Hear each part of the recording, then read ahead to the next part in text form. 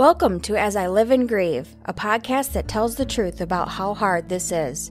We're glad you joined us today. We know how hard it is to lose someone you love and how well-intentioned friends and family try so hard to comfort us. We created this podcast to provide you with comfort, knowledge, and support. We are grief advocates, not professionals, not licensed therapists. We are you. Today we are speaking with Wendy Andrew. Wendy is a qualified pet bereavement counselor who studied with the International School for Canine Psychology and Behavior Limited prior to opening the Scottish Pet Bereavement Counseling Service. Wendy initially studied pet bereavement counseling in order to support her dog walking clients, however quickly realized that this service should be available to everyone everywhere and brought the business online. Having grown up in an agricultural area on the outskirts of Glasgow, Wendy has been a lifelong animal lover, and with her parents being Kennel Club registered Labrador breeders, this really was a natural career path for her. Wendy has been a vegetarian since the age of 14 due to her love of animals and is an advocate for animal welfare. She is committed to providing a holistic service to her counseling clients and is also a qualified meditation teacher. She has studied various practices and techniques in order to support her clients through the grieving process so that they can heal and perhaps open their hearts and homes again should they feel that is the right thing for them.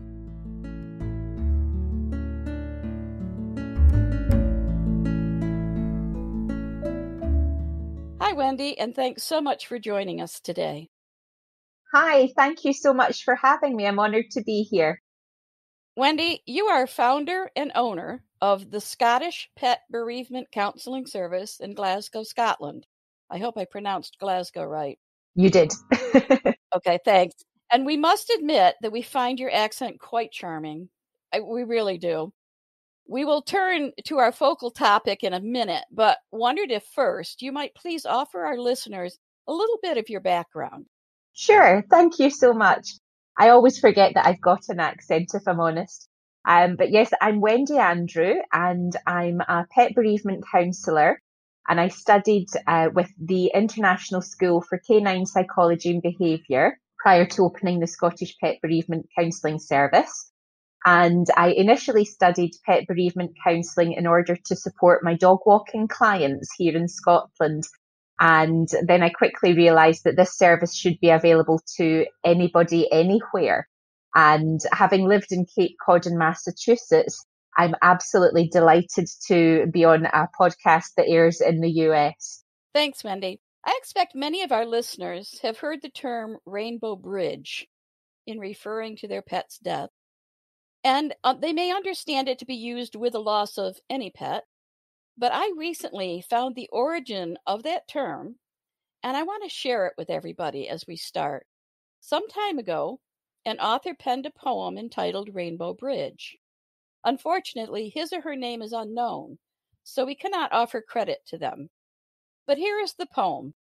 Please listen to this interpretation of the Rainbow Bridge. Just this side of heaven is a place called Rainbow Bridge. When an animal dies that has been especially close to someone here, that pet goes to Rainbow Bridge. There are meadows and hills for all of our special friends so they can run and play together. There's plenty of food, water, and sunshine, and our friends are warm and comfortable. All the animals who had been ill and old are restored to health and vigor. Those who were hurt or maimed are made whole and strong again, just as we remember them in our dreams of days and times gone by. The animals are happy and content, except for one small thing. They each miss someone very special to them who had to be left behind. They all run and play together, but the day comes when one suddenly stops and looks into the distance. His bright eyes are intent, his eager body quivers. Suddenly he begins to run from the group, flying over the green grass, his legs carrying him faster and faster. You have been spotted, and when you and your special friend finally meet, you can cling together in joyous reunion, never to be parted again. The happy kisses rain upon your face, your hands again caress the beloved head, and you look once more into the trusting eyes of your pet, so long gone from your life but never absent from your heart. Then you cross Rainbow Bridge together. Thanks, Stephanie. I didn't think I could read it without tearing up a bit, and in fact, just listening to it has made me tear up. Because just 2 weeks ago, I lost my dog. So this is very timely for me. And I so appreciate Wendy being here. So Wendy, I know, you know, Stephanie knows, and anyone who has lost their furry friend or feathered friend knows how devastating it really can be. Yet at times, when in conversation someone asks if you're okay, and you casually mention your dog, cat, whatever species died or had to be euthanized, you can get the most hurtful comments, right? Yes, absolutely. It's a very heartbreaking and distressing time for anybody who has lost their companion animal, regardless of species. And quite often, I think people are quite uncomfortable with the subject, which is why I'm quite keen to talk about pet bereavement and pet loss as much as possible. And people will naturally try and say something because they feel awkward or uncomfortable. They don't know what to say, but they feel compelled to say something that in their head is quite helpful. But in reality, it's not. It can actually be very hurtful when people say things such as, oh, it was just a dog, or are you going to get another cat? Or are you still upset about this? And we have spoken about this, on many occasions about the disenfranchised grief.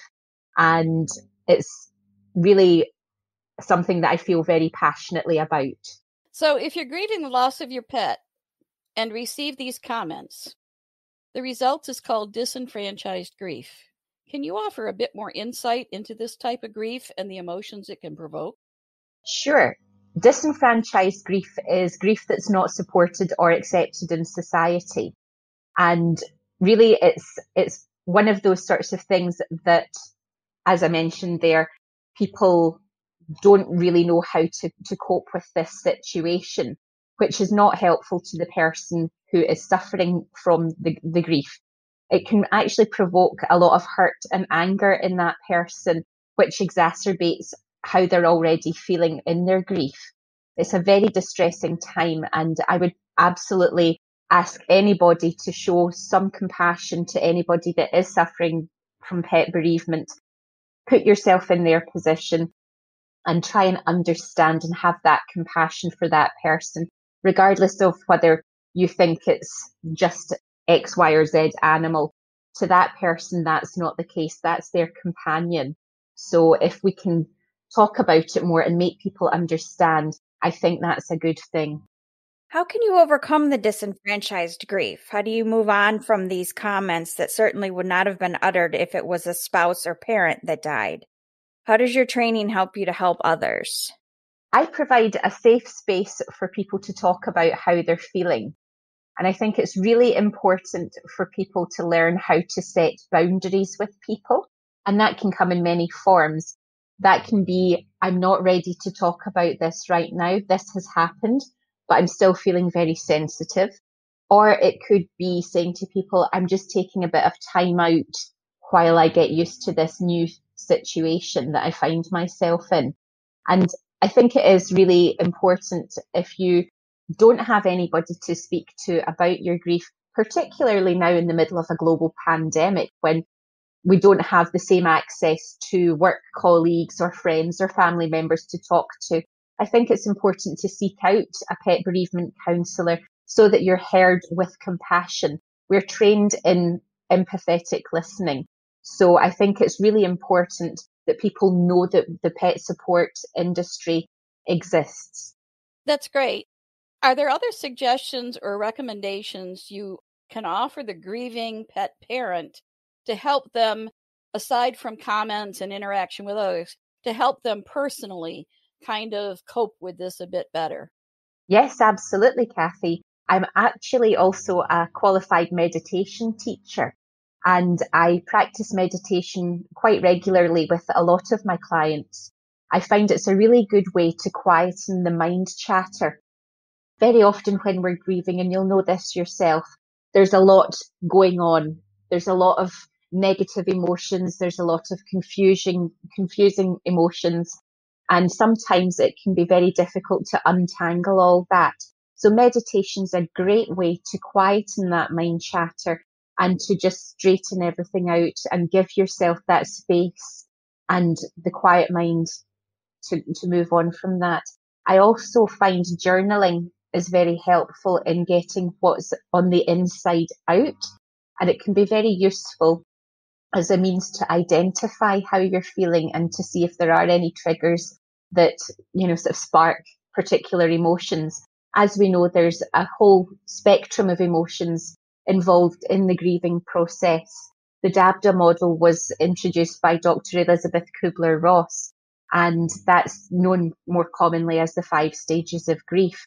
And that would be denial, anger, bargaining, depression, and then finally acceptance. But with pet loss, we often have anticipatory grief and guilt. And these are very strong emotions. So I think it's really, really important that people identify coping mechanisms that work for them. And I also offer advice on building resilience and healthy living, because quite often people, when they're upset, they'll turn to perhaps alcohol or maybe even recreational drug use.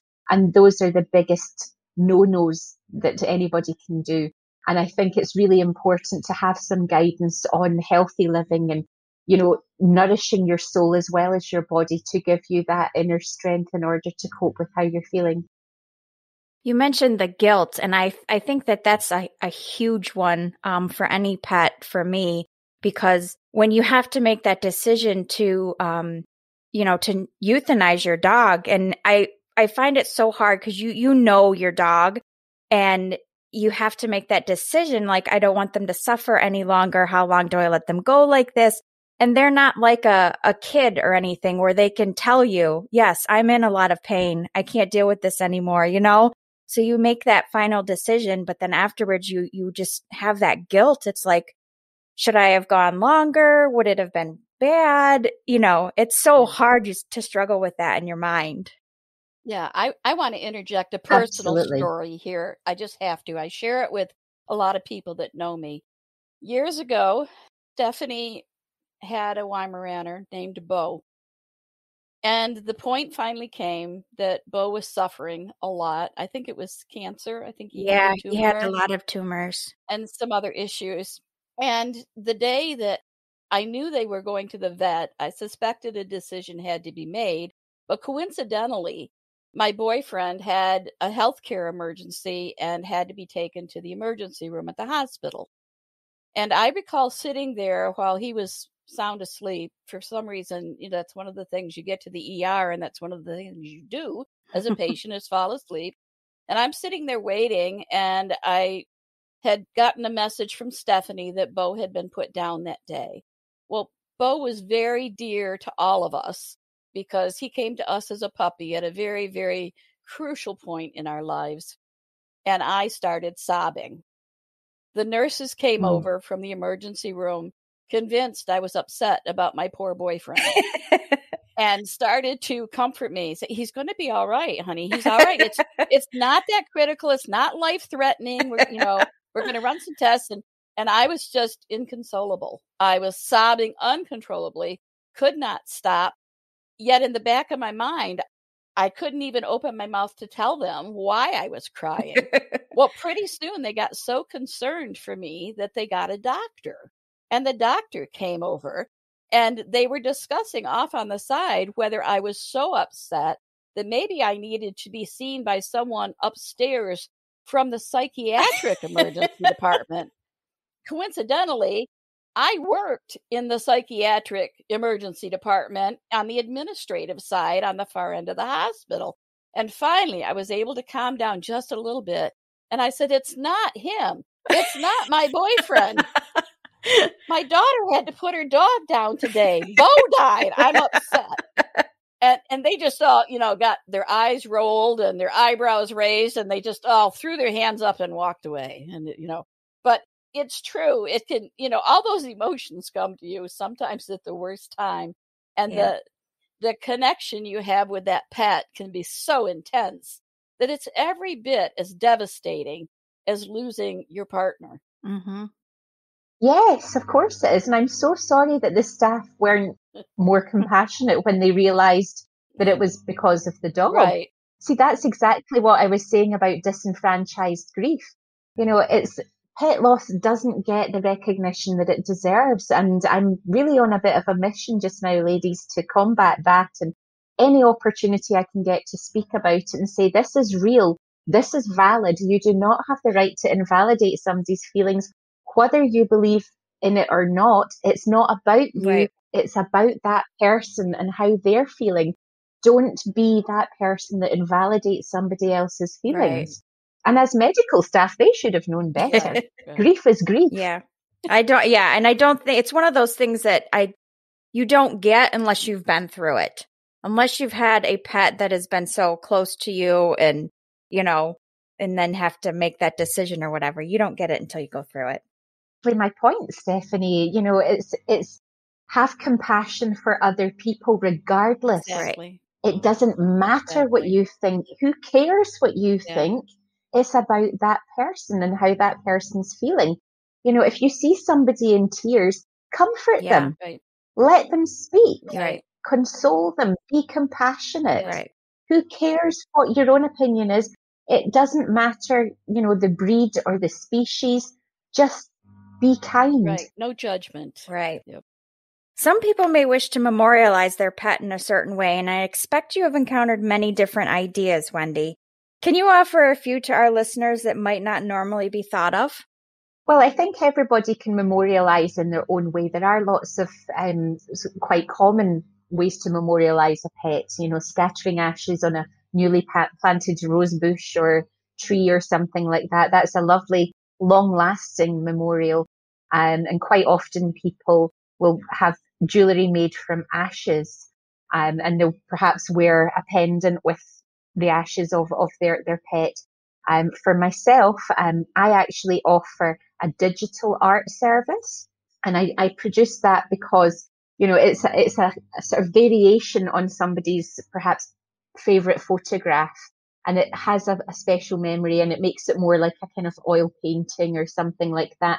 But it's also a very versatile thing that you can do, because you can then have that image printed onto a mug, or you can have it, put up as a picture on your wall. So it's a really versatile thing, even, a keyring on your keychain. So I think that's quite a good, and it is a little bit unusual because it's so obvious it's hiding in plain sight. Mm-hmm. Another piece of this topic I want to mention is for our children. The loss of a pet may very well be their first encounter with grief and death. Do you have any tips for parents as to how they might comfort or support their children, especially the younger ones? Could, for example, the poem Rainbow Bridge be understood by a child? I can talk about this all day. I have so many tips on this. I think the Rainbow Bridge poem is absolutely beautiful. And for children of a certain age, yes, they will understand that. And I think the key with pet bereavement in children, like you say, it's very often their first experience of death and grief. So it's really important to get it right. And I think the key here is to be honest, but age appropriate. Right.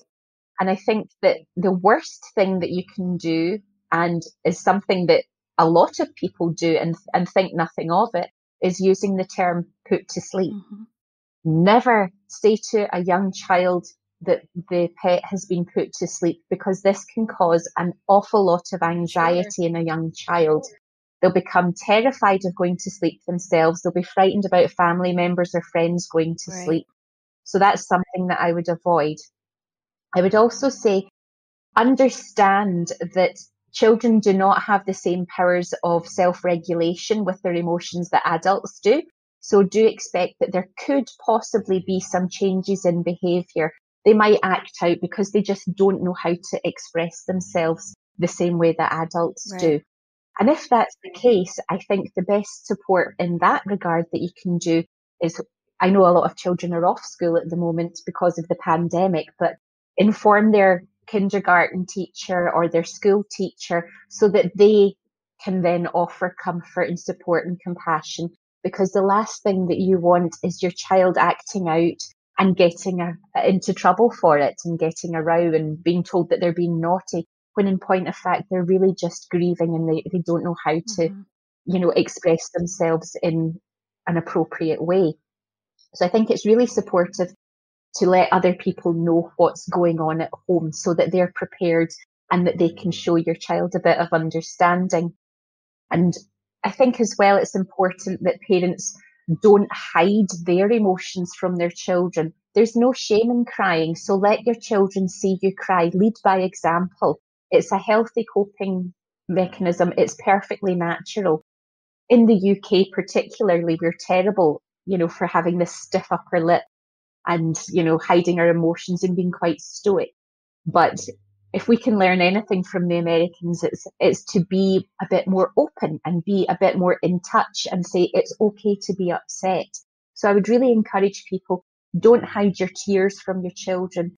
Let them see you as an example and say, yes, I'm upset and that's okay. That's natural to be upset. This pet was a big part of our family and a big part of our lives. Of course, we're upset and we're not going to bottle that up and let it fester inside. And if you have an older child, then reassure them that no matter how big they are and how big they get, you can still have a hug and talk about how you're feeling. You don't have to act all grown up. I also want to insert here that parents of children, whatever the child's age, if they are communicating a certain vocabulary or narrative to their child, I think it's important to bring grandparents in on that and say, this is how we're explaining it to our children. Yeah. We hope that you will support us, because there's a difference in generations as well. And although you may have a set way of doing it, the other people, grandparents, might innocently come in and put their spin on it, which could add some confusion. So I think it's important to be consistent within a family and ask for that support. Right. Absolutely agree. Absolutely agree. I know when my youngest son, we mentioned this on our phone call, Wendy, his little hamster that died. That thing was, well, at one point it was missing for I don't remember how long. And ironically, we heard noise one time in the toy box. And come to find out, he had somehow gotten through the cage wires and was living in my kid's toy box for who knows how long. So he had been through everything. But, my son would put him in the back of his little Hess dump truck and push him around on the ground. And he loved that. And when the hamster died, he had this idea. He's like, I want to bury him in the backyard and I want to get a headstone and draw on it for him. So off to the store we went, we got it and he decorated it. So I think asking your child maybe what they want to do for their pet is a good idea as well. Absolutely. And I know that there's a lot of companies online, again, with the journaling, that can be done with young children, and you can encourage them to write a story perhaps about their pet, like some fantastic adventure that you've been on together. And there's a lot of companies online that will actually publish that as a little book. Right. So that's a really nice memorial for young children as well.